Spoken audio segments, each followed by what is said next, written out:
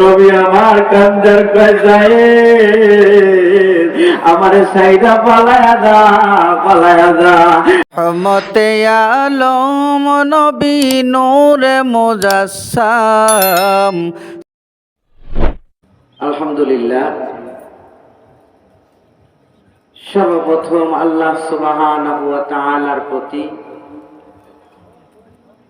অন্তরের অন্তরস্থল থেকে এই মধ্যবাকরা বাইতুল মামুর জামে মসজিদ ও যুব সমাজের উদ্যোগে আয়োজিত বিরাট ওয়াজ ও দোয়ার মাহফিল থেকে প্রাণ ভরে আল্লাহর শুকরিয়া জ্ঞাপন করি, বলি আলহামদুলিল্লাহ। আল্লাহর প্রশংসা যত করবেন তত লাভ, যত করবেন তত লাভ। বসে ইনকাম করার মতো, ঘুমায় ইনকাম করার মতো আপনি শুধু একটু ঠোঁটটা নাড়াবেন, আল্লাহর প্রশংসা করবেন। আলহামদুলিল্লাহ এই শব্দ উচ্চারণ করার সাথে সাথে আপনার আমল নামায় কয় হাজার নেকি জানেন? রাসূলুল্লাহ সাল্লাল্লাহু আলাইহি সাল্লাম বলেছেন, সুবহানাল্লাহি আলহামদুলিল্লাহি তামলানি মা বাইনাস সামাওয়াতি ওয়াল আরদ। সুবহানাল্লাহ, সুবহানাল্লাহ। আসমান জমিনের সমস্ত ফাঁকা জায়গা তার আমল নামায় আল্লাহ পাক সওয়াব দিয়ে ভরপুর করে দেন। এজন্য আরো একবার বলি আলহামদুলিল্লাহ। শত কোটি দরুদ ও সালাম তাজদারে মদিনা, শাহানশাহে মদিনা, কামলেওয়ালা, তরানেওয়ালা, শাফায়াত করনেওয়ালা আমার পিয়ারা নবী, ওই নবীর প্রতি অন্তর থেকে দরুদ শরীফ পাঠ করি। সকলে বলি সাল্লাল্লাহু আলাইহি ওয়াসাল্লাম। সম্মানিত ভাইরা, কঠিন বিপদ যতই আসুক, সমস্ত বিপদের ভিতরে দেখবেন একটা কথা আছে, ইন্না মাআল উসরি ইউসরা। দুঃখের পরেই সুখ। কথা কোন ঠিক না বেঠিক? আপনার উপরে নির্যাতন নিপীড়ন হবে, জেনে রাখুন এরপরে আপনার জন্য সম্মান অবধারিত। নদীর একুল ভাঙে অকুল গড়ে, এই তো নদীর খেলা। সকাল বেলার ধনী তুমি, ফকির সন্ধ্যাবেলা। ঠিক কিনা? আপনি যা করবেন বুঝে নেবেন, আপনার ভাগ্যের ভালো এবং মন্দ সবকিছু মিনাল্লাহি তাআলা, আল্লাহর পক্ষ থেকে আসে। কথা কোন ঠিক না বেঠিক? আমাদের বুঝতে হবে আমাদের জীবন পরিচালনার ক্ষেত্রে কঠিন বিপদের মুহূর্তে আমাদের কি করা দরকার। সব সময় লাঠি মেরে হয় না, সব সময় বড় গলায় কথা বলে হয় না, কখনো কখনো চুপ থাকতে হয়। মান সমাতা না যা, যে ব্যক্তি চুপ থাকে সে মুক্তি পায়। সুবহানাল্লাহ। সম্মানিত ভাইরা, কথাগুলো এই কারণে বলছি, আমাদের মধ্যে ধৈর্য কম। আল্লাহ পাক যারা ধৈর্য ধারণ করে তাদের ব্যাপারে খুব গুরুত্বপূর্ণ একটা পুরস্কার ঘোষণা করেছেন। এখন কথা হলো, ধৈর্য যে আমরা ধরবো, কোন অবস্থায় ধরবো? স্বাভাবিক কিছু হলে ধৈর্য ধরাই যায়, ঠিক না? কিন্তু কঠিন অবস্থা হলে কি ধৈর্য ধরা যায়? ধরা যায় না। তা আমরা তো চিপায় পড়ে গেলে ধৈর্য ধারণ করি, তাছাড়া তো ধৈর্য ধারণ করতে চাই না। আমাদের হাত পা যখন বাঁধা থাকে তখন ওই না পাইলে তখন ধৈর্য ধারণ করি। কিন্তু মূলত আমাকে শক্তি আছে, আমার এরপরেও ধৈর্য ধারণ করার দরকার আছে, কারণ আমার মালিককে আল্লাহ। কারণ ধৈর্যশীলের সাথে কে থাকে? আল্লাহ। তাহলে বোঝা গেল যারা অধৈর্য হয় তাদের সাথে আল্লাহ থাকে না। এর মানে কি? তাদের সাথে থাকে না মানে কি আল্লাহ কি ওখানে থাকে না? থাকে, অর্থাৎ তাদের পক্ষে আল্লাহ থাকে না, মানে তাদের উপর আল্লাহ খুশি থাকে না। কিন্তু যারা কঠিন মুহূর্তে আল্লাহর উপর ধৈর্য ধারণ করে তাদের প্রতি আল্লাহ পাক খুশি থাকে। সে যা করতে চায় আল্লাহ তা কবুল করে নেয়। সুবহানাল্লাহ। মাজলুমের দোয়া আল্লাহ কবুল করে, কারণ মাজলুম তো জুলুমের পরেও ধৈর্য ধারণ করে। 1 বছর, 2 বছর, 5 বছর, 10 বছর, 17 বছর পরে হলেও আল্লাহ পাক যারা মাজলুম তাদের পক্ষে দাঁড়ায় যায়। জোরে কান ঠিক না বেঠিক? এই জন্য আমাদেরকে ধৈর্য ধারণ করার নির্দেশ আল্লাহ পাক দিয়েছেন। আল্লাহ সুবহানাহু ওয়া তাআলা বলেছেন, কি সুন্দর কথা, ইন্নাল্লাহা মা'আস সাবিরিন।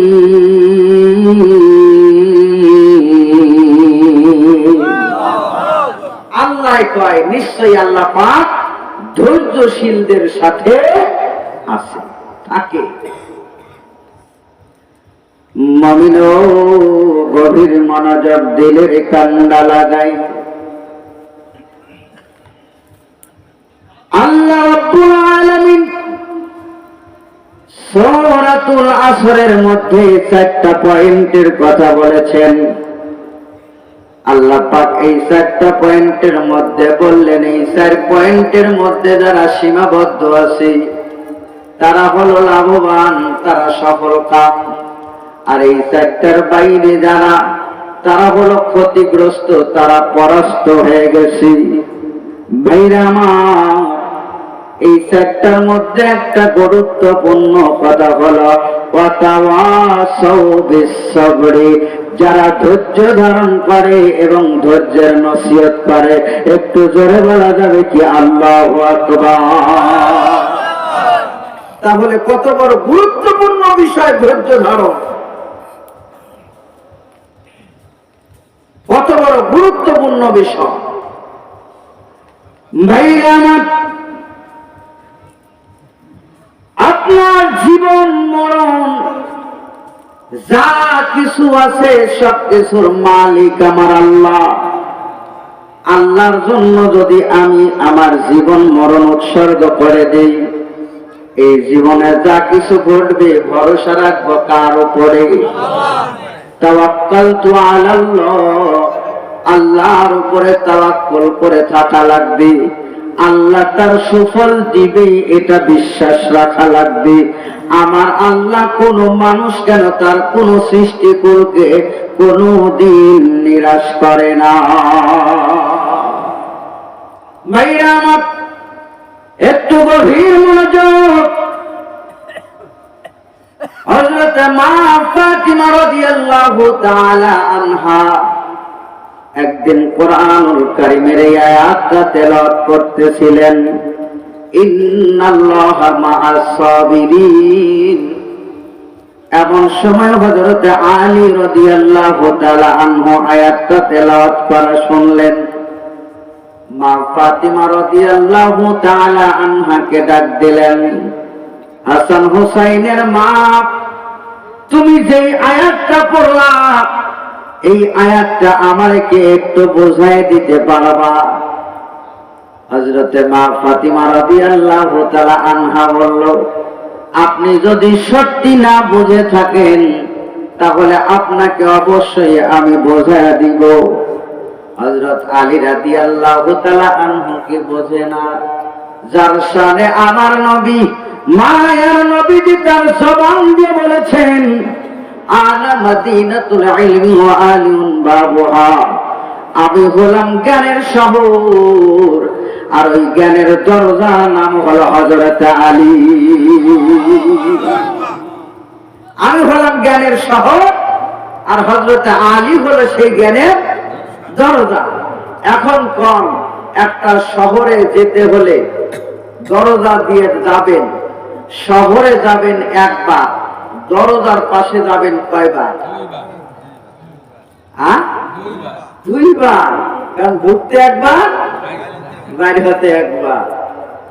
তাহলে বুঝতে হবে আপনি যদি কোনো জ্ঞানের ভিতরে ডুব দিতে চান তাহলে আলীর আমার দরজা দিয়ে ঢুকলে তবেই জ্ঞানের ভিতরে ডুব দিতে পারবেন। জোরে কোন ঠিক না বেঠিক?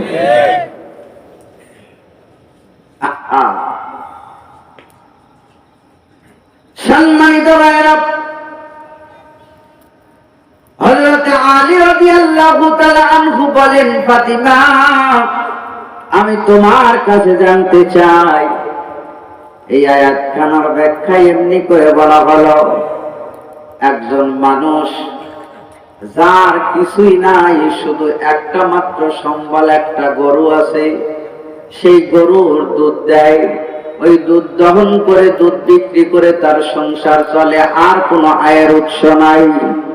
হঠাৎ কোন একটা কারণে গরুটা যদি মরে যায়, ওই ব্যক্তির আর দ্বিতীয় কোনো আয়ের উৎস নাই।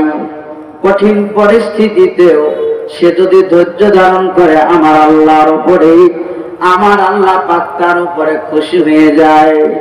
ভাইরা আমার, এই ধৈর্য ধারণ করলে ওই ব্যক্তির প্রতি আল্লাহ যেমন খুশি হয়, এরকম কঠিন বিপদের মুহূর্তে ধৈর্য ধারণ করার কথা এই আয়াতে বলা হলো। হযরত আলী রাদিয়াল্লাহু তাআলা আনহু বলেন, ফাতিমা আজ থেকে তুমি জেনে নাও, এই আয়াতের একটা ইঞ্চিও অপমান আমি হতে দিব না। একটু জোরে বলা যাবে কি আল্লাহু আকবার? যত কঠিন বিপদ আসুক না কেন, আমি আলী কোনদিন ধৈর্যহারা হব না। যার কারণে আলী রাদিয়াল্লাহু তাআলা আনহুর সংসারে 2 দিন 3 দিন পর্যন্ত চুলায় রান্না হয় নাই, তবুও আমার আল্লাহর উপরে তাওয়াক্কুল করে নাই। আমাদের তো একটু চুন থেকে নুন খসলে আমরা বিরক্ত হয়ে যাই, ঠিক না ঠিক? একটু এমন তেমন হইলেই আমরা অধৈর্য হয়ে যাই, ধৈর্য হারা হয়ে যায়। চিন্তা করি, হায় হায় আমার কি হবে, হায় হায় আমার কি হবে। সম্মানিত ভাইরা, সবচেয়ে গুরুত্বপূর্ণ বিষয় হলো ঈমানের ব্যাপারে ধৈর্য ধারণ করা। আজ থেকে 1400 বছর আগে থেকে শুরু হয়েছে, আজ পর্যন্ত আছে। আমাদের ঈমানকে হরণ করার জন্য কিছু মানুষ পিছনে লেগেই থাকবে, টাকা দিবে, পয়সা নেবে, লোক দেখাবে, ঈমানটা তারা চুরি করার জন্য নানান রকমের পায়তারা করবে। কথা কোন ঠিক না ঠিক? অনেক সময় কোরআন হাদিসের অপব্যাখ্যা করেও হলেও ঈমানের উপরে বিভ্রান্তি তৈরি করে দেয়, ঈমানকে চুরি করে নিয়ে যাবে।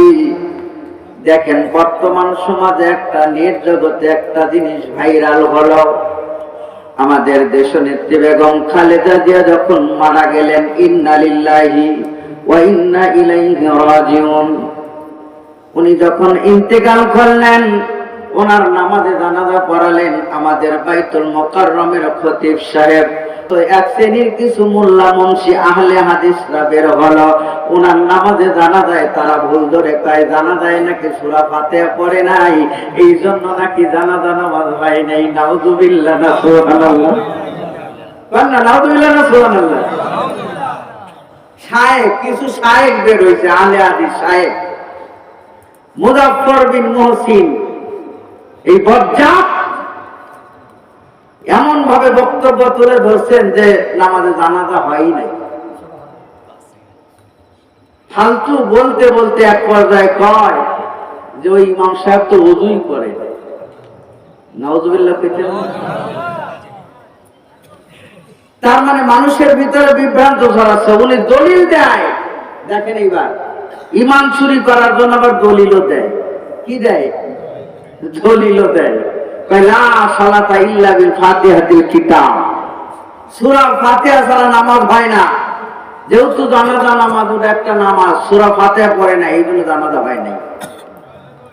চিন্তা করছেন না?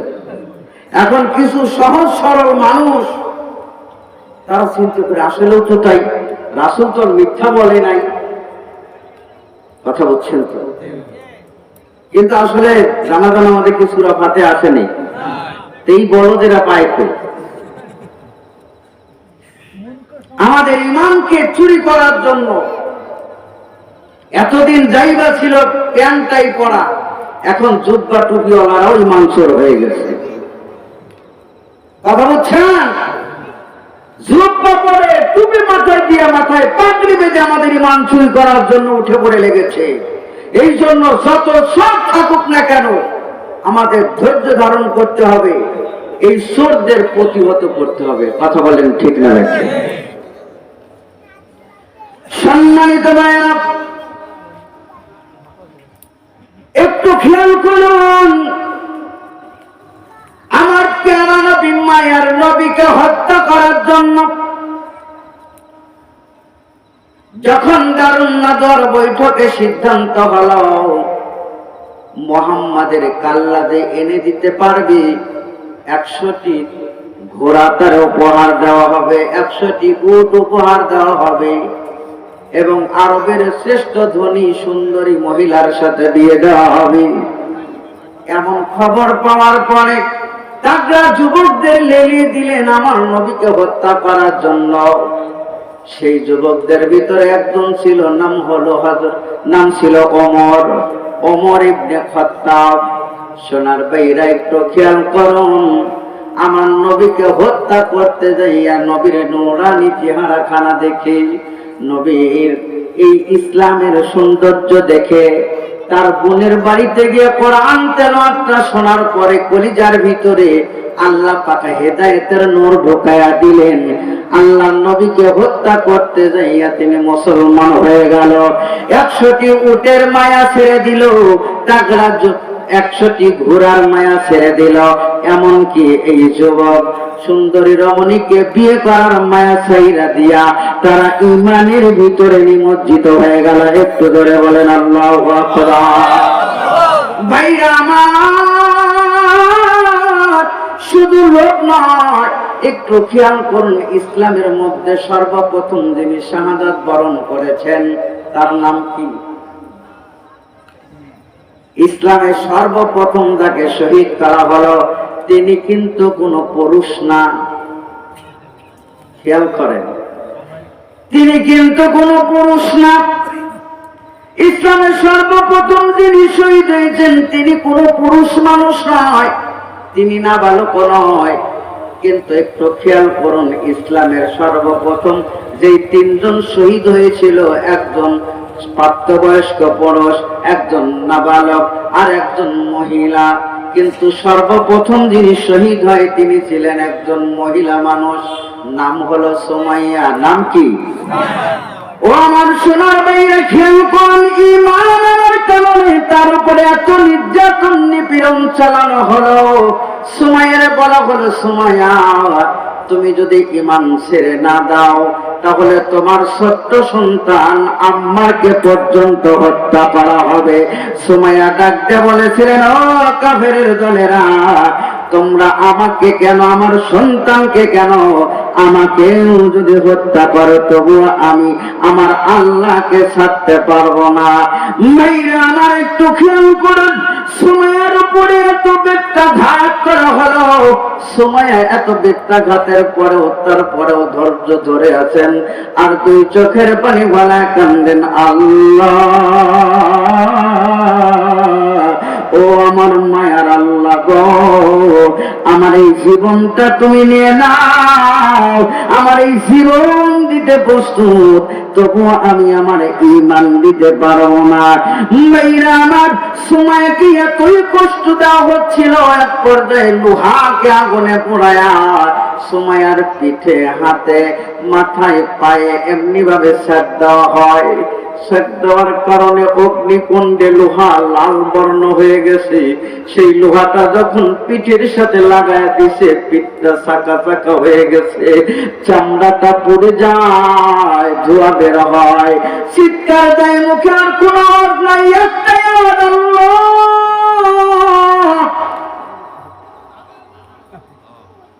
কি ধৈর্য ধারণ করেছে আমাদেরকে তো এমন কোনো কিছু করা হয় না, আমরা তো ইমান ছাইরা দিই। এবার একটু খেয়াল করুন, হাত পা বেঁধে তাকে আঘাত করা হলো, তাও ছাড়লো না। এক পর্যায়ে দুই পাওটাকে এমনি করে উপরের দিকে তোলে, মাথা নিচের দিকে তুলে তারপরে তাকে লজ্জাস্থানে আঘাত করা হলো। সুমাইয়া তবুও ঈমান ছাড়ে নাই, ধৈর্য ধারণ করেছে। বাইরে আমার তীরের আঘাতে তার শরীরের ভিতর দিয়ে তীরের আঘাতের প্রবেশ করা দিছে। সুমাইয়া তবুও তো তার ঈমান ছাড়ে নাই। এই জিনিসটা দেখতেছে আম্মার, তার মার এত কষ্ট, তবুও আম্মারও কোনোদিন আল্লাহকে বলে নাই, ধৈর্য ধারণ করে আল্লাহর কাছে ডাক দেয়, কয় আল্লাহ তুমি দেখতেছো, তুমি আমাদের উপরে সহায় হয়ে যাও।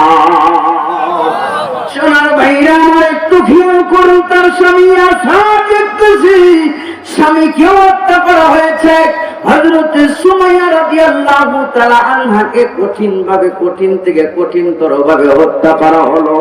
এত বিবৃতি দিতে পারবো না, কলিজার ভিতরে আঘাত লাগে রে বাজান। এত কঠিন ভাবে আঘাত করেছিল সুমাইয়া রে, তীর তার শরীরের ভিতর দিয়ে প্রবেশ করানো হয়েছিল। এরপরেও সুমাইয়া কখনো ঈমান ছাইড়া দেয় নাই। হযরত ইয়াসারকে হত্যা করা হলো, বুকের ভিতরে ইয়াসারকে এমনি করে তীর মারা হলো। একটা নয়, দুইটা নয়, ৭২টা তীর দিয়ে ওই ইয়াসারকে ঝালসে দেওয়া হলো, তবু সে ঈমান ছাড়ে নাই। সর্বশেষ তাদের ছোট্ট ছেলে আম্মারের কাছে আম্মারকে মারার জন্য যখন তারা ধরলো, আম্মারের শরীরে এক পর্যায়ে আগুন লাগায় দিছে। সারা শরীর আগুনে, ছোট্ট ছেলে সারা শরীর আগুন লেগে গেছে। আগুন শরীর লইয়া পানির সন্ধানে আম্মার বের হয়ে গেছে। কোথায় পানি পাবো? পানির মধ্যে ঝাঁপ দিলে আমার শরীরের আগুন নিভে যাবে। বাইরে আমার তবু তো ওই সময় আম্মার তার মায়ের কষ্ট, বাবার কষ্ট দেখা ঈমান যদি ত্যাগ করতো, তারা কিন্তু রাজার হালতে তারা রাখতো। কিন্তু আম্মার তবু তো ঈমান ছাড়ে নাই, ধৈর্য ধারণ করেছে আমার আল্লাহর উপরে। একটু জোরে বলেন না আল্লাহু আকবার। বাবাকে মারলো, মায়েকে মারলো, তবু ঈমান ছাড়ে না। ধৈর্য কারে কয় রে বা? ধৈর্য কারে কয়? এই জন্য ধৈর্য ধারণ করতে হবে, কঠিন থেকে কঠিন পর্যায়ে হলেও। ভাইয়ের আমার একটু খেয়াল করুন, আমার নবীর কাছে খবর চলে গেল সুমাইয়াকে হত্যা করা হয়েছে, আম্মারকে হত্যা করে শহীদ করা হয়েছে। সুমাইয়া শহীদ, ইয়াসার শহীদ, আম্মারের শরীরে আগুন লাগা দেওয়া হয়েছে। নবীজির কাছে যখন খবর চলে গেল, আমার নবী আর ঠিক থাকতে পারলেন না, ঘর থেকে বের হলেন। আম্মার দৌড়ে যাচ্ছে নবীজির দিকে, আর নবীও আসতেছে আম্মারের দিকে।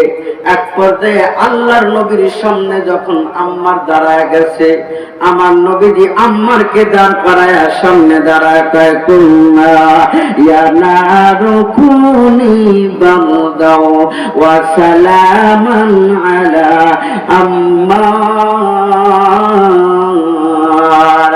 আর ভাইরা আমার, এই কথা বলে আমার নবী যখন ফু দিয়েছে, ফু দেওয়ার সাথে সাথে আগুন নিভা গেছে। ভাইরা আমার আল্লাহ পাক হযরত ইব্রাহিম আলাইহিস সালামের শানে এই আয়াতটা নাযিল করেছিলেন যে আলা ইব্রাহিম। আমার নবীজি আল্লাহর দেওয়া ওই শিক্ষা অনুযায়ী আম্মারের জন্য যখন ফু দিল, সাথে সাথে আম্মারের শরীরের আগুন পানি হয়ে গেল। একটু জোরে বলা যাবে কি আল্লাহু আকবার? এত কঠিন,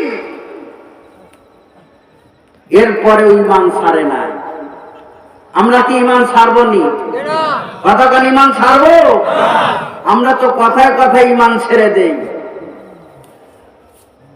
কথায় কথায় ঈমান ছেড়ে দেই। এবার ঈমান ধরে রাখা আর ছেড়ে দেওয়ার ব্যাপারে একটা কথা বলি, একটু জরিপ করে নেই আমরা কয় নাম্বার ঈমানদার। আল্লাহ রাসূল কয় মান তারাকা সালাতা মুতাআম্মিদান ফাকাদ কাফারা, যে ব্যক্তি ইচ্ছা করে নামাজ ছেড়ে দিল সে ব্যক্তি কুফরি করলো, মানে বেঈমান হয়ে গেল। এবার কোন তো আমরা এই কাতারে থাকি না আছি?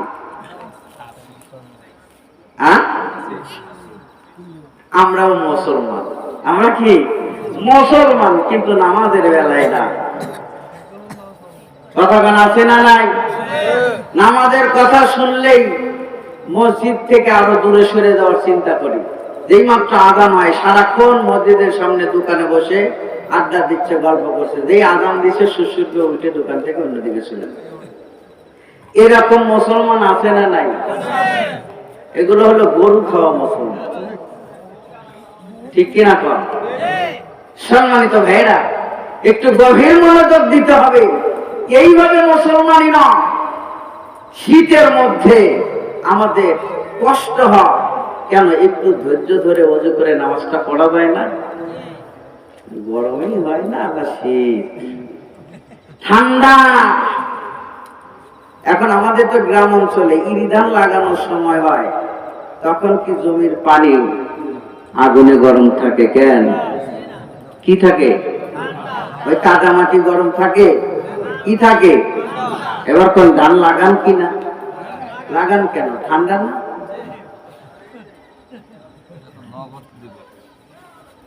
ওরাও তো ঠান্ডা, তারপরেও সেখানে যাইতে আমাদের আপত্তি নাই।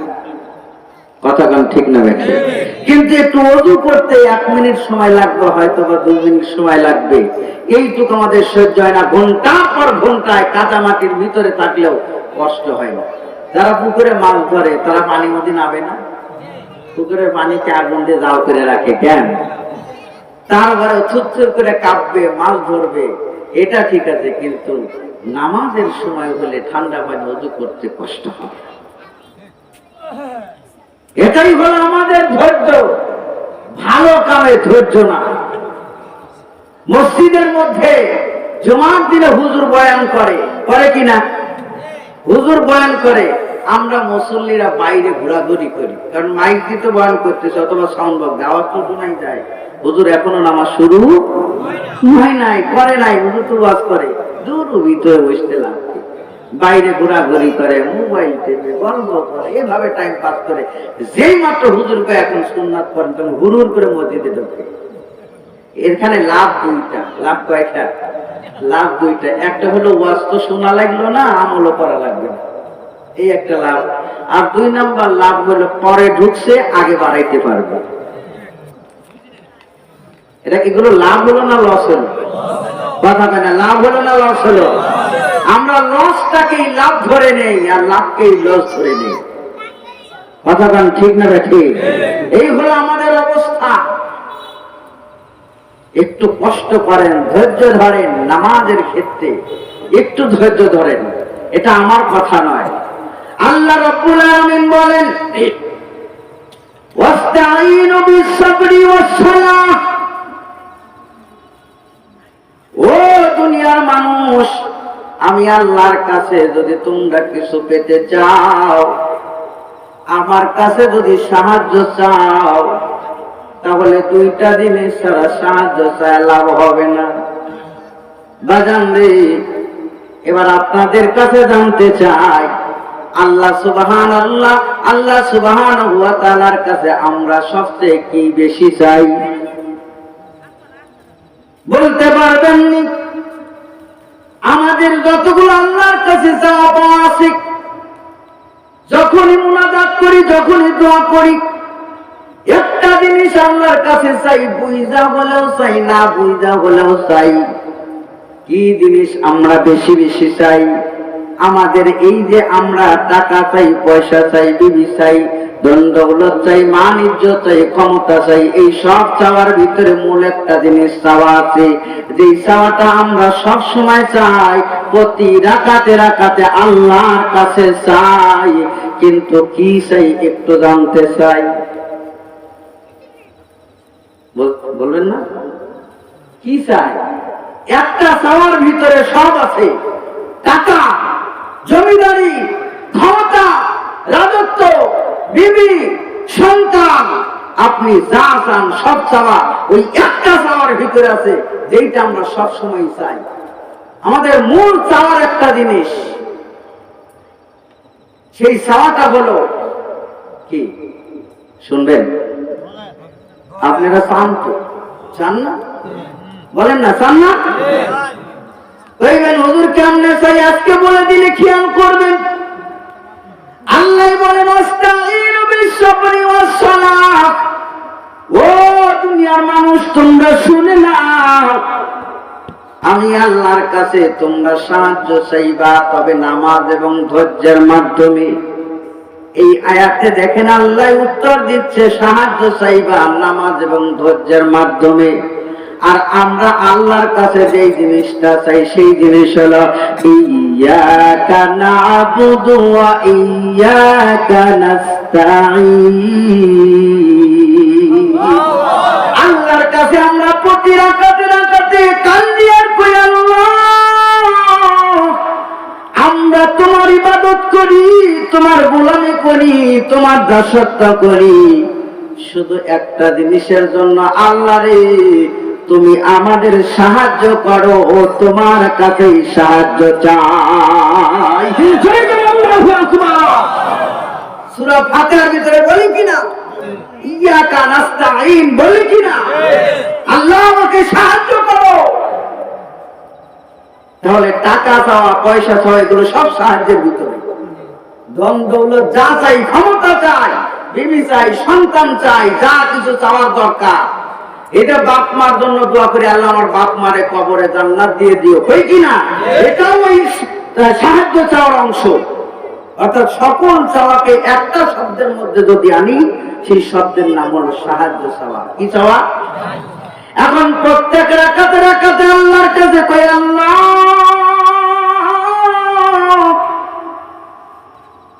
ওয়া ইয়্যাকা নাস্তাঈন, তোমার কাছে আমরা সাহায্য চাই।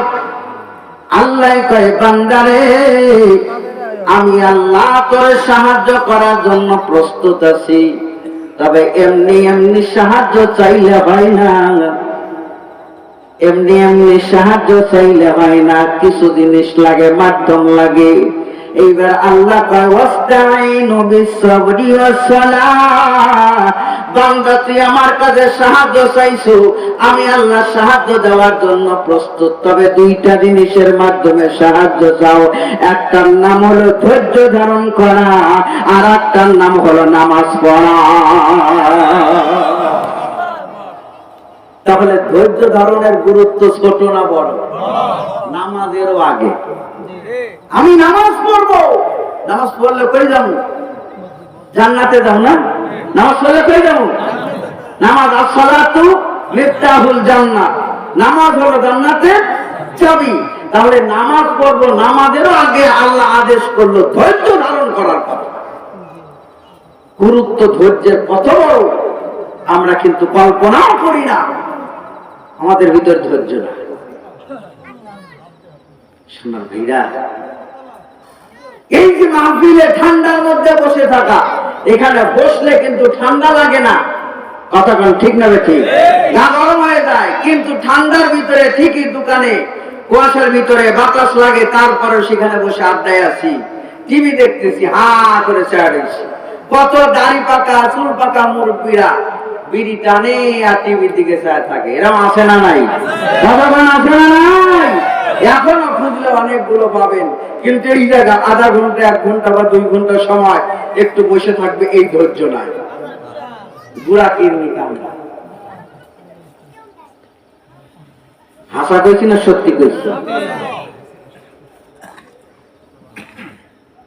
একটু রেগার করে লা ইলাহা ইল্লাল্লাহ, লা ইলাহা ইল্লাল্লাহ, লা ইলাহা ইল্লাল্লাহ, লা ইলাহা ইল্লাল্লাহ, লা ইলাহা ইল্লাল্লাহ, লা ইলাহা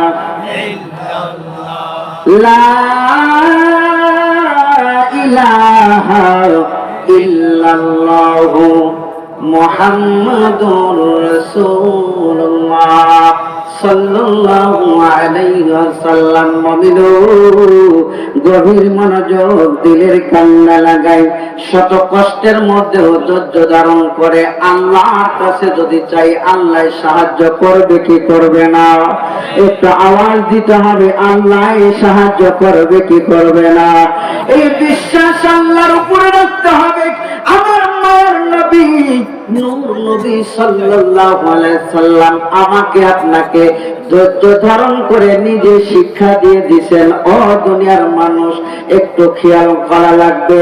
ভাইরা আমার নবী নিজে শিক্ষা দিলেন উম্মত শত কষ্টের ভিতরেও বলে ধৈর্য ধারণ করো, আল্লাহ তোমার সাথে আছে। নবী আমার যখন এক এক এলাকায় এক এক ভাবে দাওয়াত প্রচার করা শুরু করেছিলেন, আল্লাহর নবী যখন তায়েফে দাওয়াত দিতে গেলেন, নবীজি সাল্লাল্লাহু আলাইহি ওয়াসাল্লাম দেখেন, একটু খেয়াল করেন রে বাদান, আল্লাহর নবীর সাথে সঙ্গে ছিলেন হযরতে যায়েদ রাদিয়াল্লাহু তাআলা আনহু, নবীর সাথে সঙ্গে আছেন। এ মুসলমান, একটু খেয়াল করুন, নবী আমার তায়েফের ময়দানে চলে গেলেন তায়েফবাসীদেরকে দাওয়াত দেওয়ার জন্য। ও তায়েফের মানুষেরা রে, আমি আব্দুল্লাহর পুত্র মুহাম্মদ সাল্লাল্লাহু আলাইহি সাল্লাম তোমাদের কাছে আসলাম একটা জিনিস খবর দিতে। এই খবরটা হলো, তোমরা শুনে রাখো, মরণের পরও একটা জগৎ আছে যার নাম হবে আখিরাত। ওই আখিরাতে যদি মুক্তি পেতে চাও, আল্লাহর জান্নাতে যেতে চাও, তাহলে আমার সাথে তোমরা কালেমা পড়ে মুসলমান হয়ে যাও।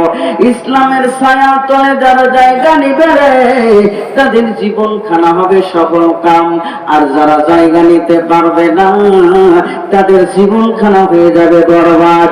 ও মুসলমান, একটু খেয়াল করুন, আল্লাহর নবী যখন তায়েফের বুকে এমনি করে ডাক দিয়ে দেয়া মানুষদেরকে ডাক দিয়ে দেয়া বলতেছিলেন, ওই সময় তায়েফের একজন লিডার সামনে আয়েশা দাঁড়ায় কয়, আব্দুল্লাহর বেটা মুহাম্মদ, তোমার কি আর কোনো কাজ নাই? তুমি আসছো আমাদের বাপ দাদার ধর্মে চুনকালি লাগানোর জন্য।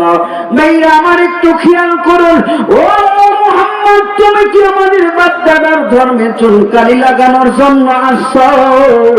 তুমি কি জানো না, তুমি কি জানো না, তোমার এই ধর্ম আমরা কোনোদিন গ্রহণ করতে পারবো না। মেয়েরা আমার, আর একজন ডাক দিয়ে কয়, মুহাম্মদ, তুমি কোন চক্রান্তে আসছো? তুমি কি পাগলামি শুরু করেছো? আমার মায়ার নবীরে তৎকালীন যুগের মানুষ পাগল বলতো, জাদুকর বলতো। ভাইরা আমার, নবী তবুও তো কষ্ট পায় নাই, ধৈর্য ধারণ করেছে। এইবার আরেকজন ডাক দিয়ে নবীকে ডাক দেখো, মুহাম্মদ, এই মুহূর্তে যদি তায়েফ থেকে সইরা না যাও, তাহলে তোমাকে দুনিয়া থেকে আমরা বিদায় করে দিব। নবী আমার হযরতে যায়েদের হাতখানা ধরে ডাক দেখায়, যায়েদ রে, এই তায়েফের মানুষ আমারে চিনল না। আল্লাহর নবী সাল্লাল্লাহু আলাইহি সাল্লাম মনে কষ্ট নিয়ে ফিরে আসবেন, এমন সময় দেখে তায়েফের রাস্তার দুই ধারে কতগুলো যুবক ছেলেরা দাঁড়ায় আছে। নবী আমার মুস্কি হাসির ডাক দেখায়, ও যায়েদ, তাকায় দেখো না, মুরব্বীরা বুদ্ধিমানেরা আমারে যদিও তাড়ায়া দেয়, কিন্তু আমার সামনে কত যুবকেরা দাঁড়ায় আছে। ভাইরা আমার, নবী একটু আনন্দিত হচ্ছিলেন। এমন সময় ওই তায়েফের যুবক ছেলেরা তাদের হাতের মুষ্টির ভিতরে পাথর জমা রেখেছিলেন। আমার নবী যখন একটু কাছাকাছি আসছে, এই ছেলেরা বৃষ্টির মতো আমার নবীজির চেহারার দিকে পাথর মারা শুরু করে দিয়েছে। ভাইরা আমার নবীজির কপালে পাথর লাগে, শরীরে পাথর লাগে। নবীর শরীরে জায়গায় জায়গায় পাথর লাগার কারণে রক্ত বের হতে লাগলো। নবী আমার রক্তকে হাত দিয়ে চাপা দিয়ে ধরেছে। আমার নবী ডাক দিয়ে বলেন, এ রক্ত, খবরদার তায়েফের জমিনে তুই পড়বি না। ভাইরা আমার নবীর শরীরে রক্ত যদি তায়েফের জমিনে এক ফোঁটা পড়তো, তাই পড়ে ছারখার হয়ে যেত। সোনার বাইরে একটু গভীর মনোযোগ। যাই চিন্তা করলো না নবীর এত কষ্ট, এইবার যে দিক থেকে পাথর আসা শুরু হলো, যায় দৌড়ে সেই দিকে যা পিঠটা আলগায়া দেয়। আবার উত্তর দিক থেকে আসে, যায় উত্তর পাশে দৌড়ে পিঠ আলগায়া দেয়। পশ্চিম দিক থেকে আসে, যায় পিঠটা বাড়ায়া দেয়। দক্ষিণ দিক থেকে আসে, যায় দক্ষিণে পিঠটা লাগায়া দেয়। পূর্ব দিক থেকে আসে, যায় সেখানেও দাঁড়ায় যায়। আমার নবীর শরীরে পাথর মারিসটা রে, এমনি করে ডাইকা ডাইকা কয়, তাই ফের যুবকেরা রে, চিনলি না চিনলি না, যেই নবীর না তৈরি করলে দুনিয়ার কোনো কিছু তৈরি করা হতো না। এ টাইমের মানুষেরা রে, যেই নবী ছাড়া তোদের কোনো উপায় নাই। আজকে সেই নবীর শরীরে তোরা পাথর মারে, একটাবার কি তো গো মায়া লাগে না? এখন মানুষের শরীরে আঘাত করতে তো কত মানুষের মায়া লাগে রে। আজকে আমাদের হৃদয়ের স্পন্দন নবীজির শরীরে আঘাত করিস, তোদের কি মায়া লাগে না? এবার একটু খেয়াল করুন, এইভাবে পিঠটা আলগা দিচ্ছে আর পাথর এসে যায় এদের পিঠে লাগে। এমন ভাবে পাথর গুলো লাগতেছে, যাদের পিঠে আঘাত লাগার সাথে সাথে পাথরের আঘাতে মাংস থেতলে থেতলে যাচ্ছে। এক পর্যায়ে পিঠ থেকে মাংস যখন জোরে জোরে পড়ে যাচ্ছে, একদম জানালার মতো হয়ে গেছে, পিঠটা ঝাঁঝরা হয়ে গেছে। আমার নবীজির হঠাৎ একটা পাথর যখন কপাল মুবারকে লাগলো, নবী আমার শুনকে পড়ে যাচ্ছিলেন। জায়েদ দৌড়ে এসে নবীকে ধরলেন।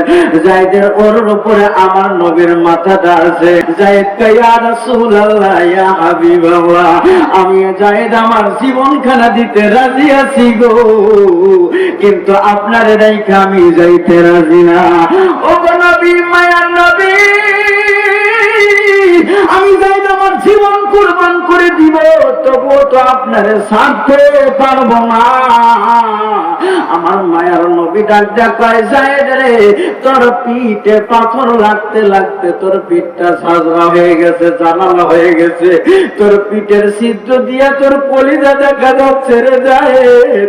এত কষ্ট আমি নবী সইতে পারবো না। ভাইরা আমার, হযরত জিবরাইল আলাইহিসসালাম বলেন, ইয়া রাসূলুল্লাহ, ইয়া হাবিবাল্লাহ, ও মায়ার নবী, আপনি হুকুম দেন এই পাহাড় তুলে নিয়ে তায়েফবাসীদেরকে একদম নিষ্পেষিত করে দেই। আমার মায়ার নবী ডাক দেয়া কয়, ও জিবরাইল,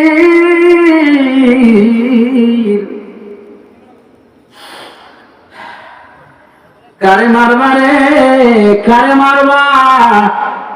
এই তায়েফবাসী তো আমি নবীর উম্মত।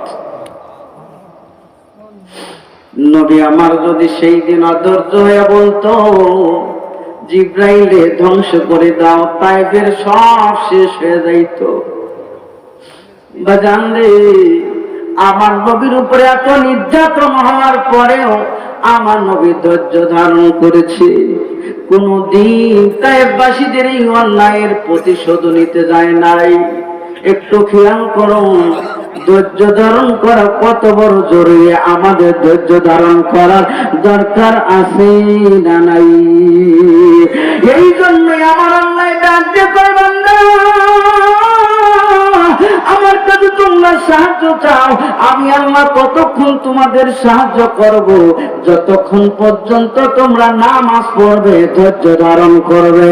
ধৈর্য ছাইরা দিবা, নামাজ ছাইরা দিবা, আমি আল্লাহ তোমাদের সাহায্য করব না। আমার আল্লাহ এই জন্যই সাহায্য করার জন্য দুইটা মাত্র শর্ত দিয়েছে রে বাজান। আমরা এই দুইটা শর্ত পালন করতে রাজি আছি না নাই?